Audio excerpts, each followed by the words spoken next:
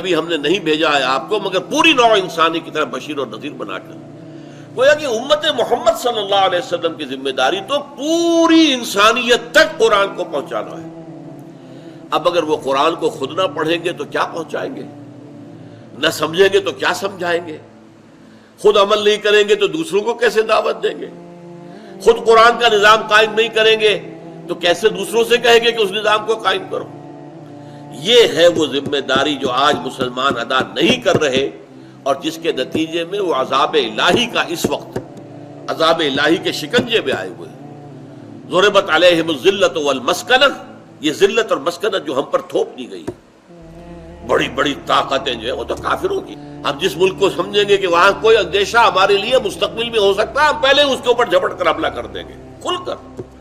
نہ کوئی بین الاقوامی قانون کی ہمیں پرواہ ہے، نہ اپنے الائز کی پرواہ ہے، نہ دنیا کی رائے عامہ کی ہمیں پرواہ ہے. وہ ہماری طاقت ہے، ہم اس طاقت کا جیسے چاہے استعمال کریں.